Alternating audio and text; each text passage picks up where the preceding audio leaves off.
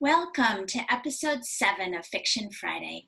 I'm Heather Shoemaker, the author of books for kids and adults. This episode is dedicated to a brother and sister, Alex and Elizabeth, in Massachusetts. These kids both read the book early on. I'm going to tell you more about that later. Alex said, "It was awesome. I never wanted to stop reading it." And Elizabeth said, keep going, keep going. I was so excited. I wanted my mom to read more chapters before bed. There were so many mysteries." So these kids were what I call test readers for my book, The Griffins of Castle Cary. They read it before it looked like a book. It was just a bunch of paper when they read it in a binder. Now, I use test readers to help me decide if the book is striking the right tone. Is it not scary enough? Is it too scary? Do the characters seem real? Do the kids like the book? So I choose some kids early on, before the book is even published, to read the book for me. And that's what Alex and Elizabeth did. So I wanted to create a suspenseful book that you wanted to know what was going to happen in the next chapter. That's what we call tension. So I'm just going to read you a little bit from The Griffins of when the little sister is getting close to a ghost and the other two are trying to save her. Meg gasped and tried to double her speed. Beside her, Will's feet pounded. Ariel wasn't alone. Someone else was there. The stone wall and Ariel's pinafore string and the walnut tree all jumbled together as Meg ran, bouncing up and down in a blur.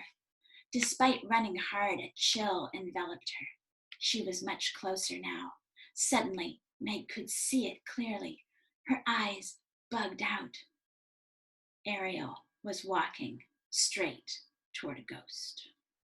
Of course, that's the end of the chapter. When we want to know what's going to happen next and things are building and building, we call that tension. So this is the kind of book I loved as a kid, an adventure story that we're just page turning and you want to know what's going to happen next. Often when kids start out writing, we want our books to be exciting too. And so we put in a lot of disasters or explosions or big things that happen. For example, this is a story from a 5-year-old, a volcano exploding. And on this page it says the volcano started erupting. Well, then it starts erupting again, and there's more explosions and more explosions. In fact, there's an explosion on nearly every page. The trouble with this is, and if you ask, you'll say, oh, it's because I want my book to be exciting. Well, we all want our books to be exciting. But if you have something big happening on every page, especially the same thing, like another volcano exploding, and then another volcano erupting, it actually can get a little bit boring, even if it's supposed to be big and exciting. So I think as we're learning how to make things exciting, it's important to think about tension. And this is what I want to show you. I have a little rubber band here. And if you were here, I'd have you hold the other end of it. But since you're not, I'm going to have to hold both ends myself. In a book, we start out with something being a little bit suspenseful. We're wondering, well, how's that going to work out? Oh, that's a mystery. What's going to happen? And it keeps getting more and more and more and more until at some point near the end of the book, oh my gosh, oh, all right, hurt my finger. This is near the end of the book when, boom, everything happens at the climax. But that building, that slow tension, now my rubber band is just broken, but that slow building of the tension is what you're trying to do with your book to make it suspenseful. And then all of a sudden at the end, it all snaps back and like, whoof, and that's the end of the book. So when you're creating tension in your book and suspense and making it page turning, you're not just going to have explosions and volcanoes on every page, but some of the excitement does come from something big like that, or if there's a bad guy in your book, something that they're up to. But also some of the tension, some of that rubber band straining actually doesn't just come from the big stuff. It comes from how the characters interact with each other. So is one of them really scared and tries to run away? Are the characters, even if they're friends, sort of fighting over how best to solve the problem? Maybe if the volcano's exploding, maybe the baby brother runs off and says, look at the pretty fireworks, and runs towards all the lava. So what the characters do and how they interact together helps create some of that tension. So remember, it's not just explosions on every page that makes your book exciting. It's the building up inch by inch, trying to create that tension. So I have some fun things for you today on Fiction Friday, including some free books that I'm going to give away at the end of the video. But first I wanted to bring out my story cape. So you've seen this before. Story cape is all the ideas that we collect that are in our imaginations, or ideas that happen to us as we live our lives and that go into our stories. So let's see here. I was looking for what color. There, I'll do a purple one today. All right. So here's a story idea that I put this idea into the Griffins, is how I got the idea for the Griffinage. The Griffinage is the name of the house that they visit in England where their aunt lives. And you can see a picture of it here. This house, the Griffinage, has a red door. It has thatched roof. And it has little gables with the eyes peering out. And it even has a fox weather vane at the tippy top. So this is the Griffinage. And Aunt Effie says, if a vicar lives in a vicarage and an orphan lives in an orphanage, then a griffin should live in a griffinage. And since this family's last name is Griffin, and her last name is Griffin, she said, well, if I'm a griffin, I should live in a griffinage. Now, a griffin is a fantastical beast, but it's also just the family's name. So I thought, how did I get the idea of the griffinage having a name rather than a house number? Well, that's because a lot of my family had, who lived in England or other countries, had names or nicknames for their houses. And I thought, how fun to have your house have a name. And you actually wrote it on the envelope when you addressed a letter to be delivered with the postal service. You put the name of the house, not the house number, because it didn't even have a house number. So I thought I would give the house in my story a name instead of a number. And I wanted to show you, because a lot of places do have just house names or nicknames for their houses.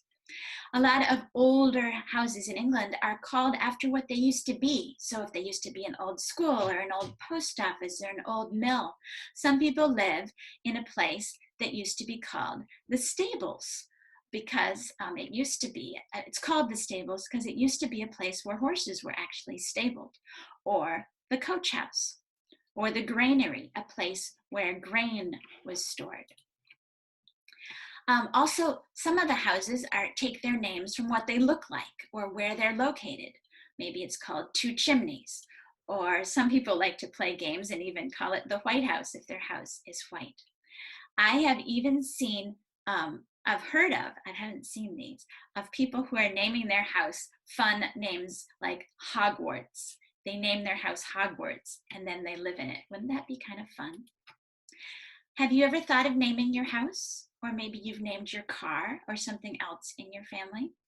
I love names. And so I named the house in the book, the Griffinage. I want to tell you a little bit more about how I write books. I don't just write them and then immediately publish them. I get a lot of help from other people. So one of the things I do is I take my chapter when I write it, and I take it to my writing group. Nowadays, my writing groups are meeting by Zoom. We're not meeting in person, but usually we meet together in a bookstore, and then we talk about our chapters and we trade hints about what could make it better. And then gradually these chapters get better and better. And the people that I do that with are other writers who are writing other books. But I also do it with people who aren't writers. And these are my test readers. So after I've gone through my writing group and got the chapter really good as I think I can make it, then I send out that draft. And I send it out to children and to children's librarians and to teachers and parents and grandparents, people who love children's books. And I say, what do you think? How does this book make you feel? Are there parts where you are confused? Are there parts or ideas that you have a suggestion to make the book even better? So every time I write a book, I have test readers. And maybe you would like to be a test reader for a book. If you know an author, you can ask them if you could read their book when they're ready. And you can also send me a note. And if you would like to be a test reader for my next book, send me a note to Heather Shoemaker on my website. And then I will put you on a list. And when my next book is ready, I will see if I can use you for a test reader. That would be a lot of fun. All right, are you ready for today's joke? This is, what type of books do planets read? What type of books do planets like to read? Comic books. I like comic books and graphic novels too. All right, I have some book recommendations for you. I was thinking about how this coronavirus time has a lot of talk about illness and so on. And there's some really good books that deal with this subject. One of my favorites is called Small Steps. There's more than one book called Small Steps. So the one that I'm talking about is by Peg Carrot. Now, she normally writes ghost stories, actually. Most of her books are that kind of book. But this book is a book that she wrote about her own life. It's a memoir. And it's about the year when she was 12 years old, when she got a disease called polio. And this is something that kids don't get anymore because we have vaccines that stop it. But this is back when she got polio. And polio is a disease that particularly attacked children. And it would make your legs paralyzed, sometimes your arms paralyzed, sometimes you couldn't even breathe. And so they had to put you in these machines that would help breathe for you. Now, Peg had an adventure with polio, and she writes about it in this book. She does get paralyzed, but then later in life, she's able to recover and she's able to walk and all kinds of things like that. This is a gem of a book. Maybe you've never read a book that's not got magic in it or adventure like that, but there's all kinds of adventures. And even biographies and autobiographies, books like this can be very exciting and interesting. So I think this is a great book. It also has things, it has a lot of humor. It's kind of sad because these kids have polio, but they're also recovering and helping each other.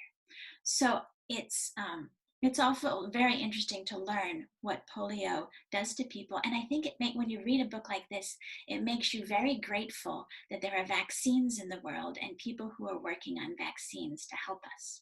I recommend Small Steps. Another book that I recommend is called Sadako and the Thousand Paper Cranes.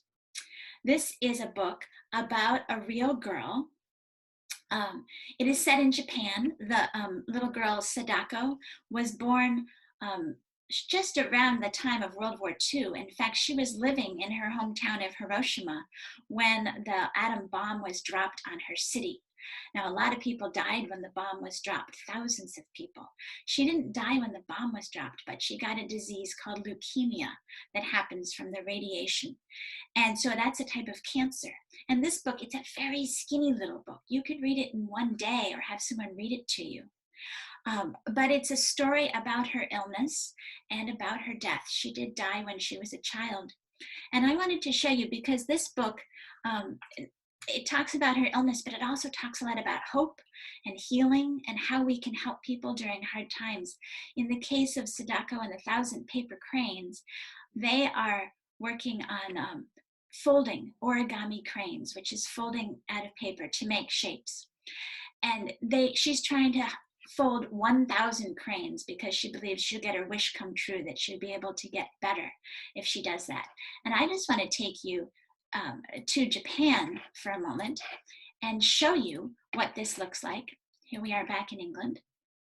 There's a whole peace park in Hiroshima, and this part of the park is the Children's Memorial, and that is a statue of Sadako herself with it's a metal version, but it's a statue of the origami crane.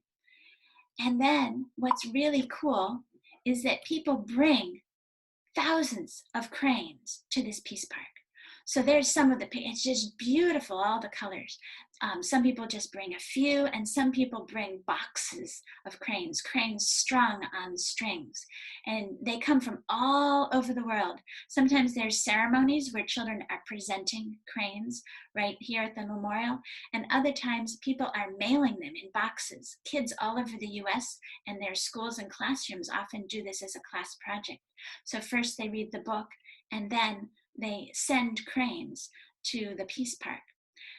Sadako is so famous. The little girl is so famous. There's statues to her in other places. Here's a statue of Sadako with a paper crane, and people deliver cranes to her. This is in Seattle, in the United States, in Washington State. So there are all kinds of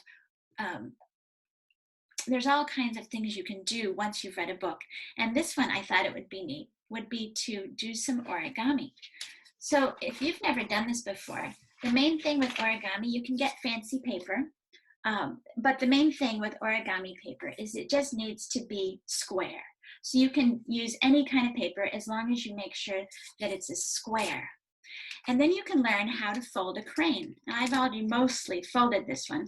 I kind of like the different stages. This is going to be a crane, but right now I think it looks like a horse with the pointy ears and the kind of the nose of the horse down here. So I'm just going to finish this one by folding up the wings.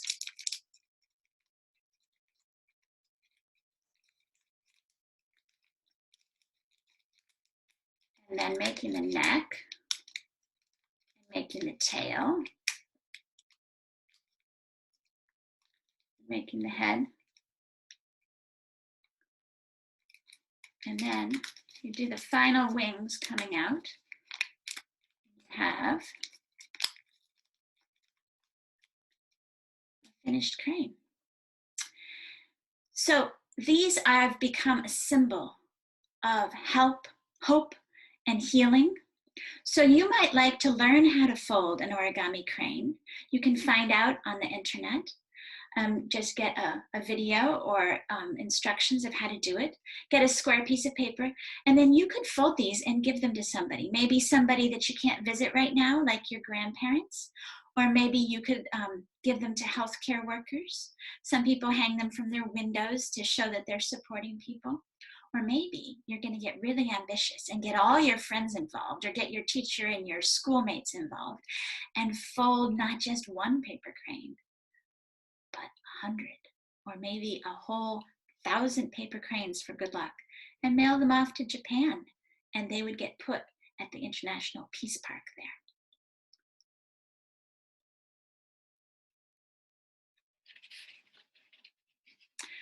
All right, I was thinking about new books.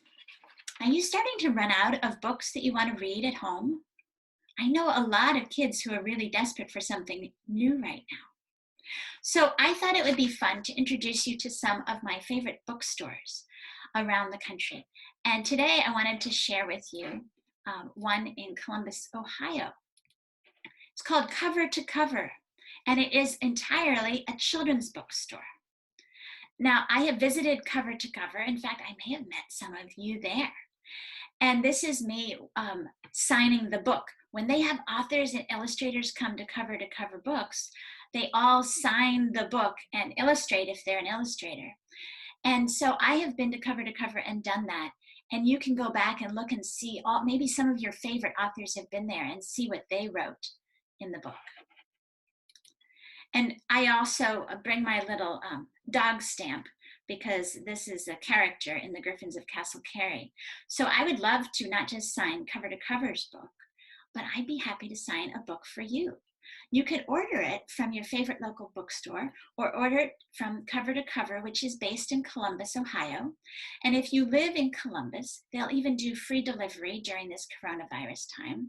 Or you can go by their window and see what books they have from their window display. But you can order it from Cover to Cover, and then I can, if you let them know that you want it signed by me, I will mail you a little book plate that you can stick into your book. So I just wanted to highlight a new bookstore each time, and let you know the best way, if you're feeling like you need another book, is to order a book and get it from a local bookstore. And then if you want the author to sign it, write to the author and see if they'll send you a signed book plate. So besides buying books from local bookstores, I told you I had some free books to give away. And so I'm going to tell you about those right now. I have 2 picture books to give away. One is brand new. It just came out this spring. And these are both from Michigan authors because I live in Michigan. So I wanted to show you the covers. I don't have them in hand, but if you're the winner, then they are going to send you in the mail a free copy of the book that is signed by the author. That is pretty cool. So here is the first one. It's called Surgery on Sunday. This is a brand new book by Kat Harrison. And the little girl in the story is named Sunday. That's why it's called Surgery on Sunday. It's a picture book, so if you're any age, preschool through elementary school, and you're interested, send in your name and maybe you could win this book. It tells you a lot about doctors and hospitals. If you know a child who might be having a procedure going into surgery, this would be a great book to help them get used to what they're going to meet in a hospital. And also it's a book about coping with your fears, because sometimes we're scared of things and we have to be brave even if it's hard.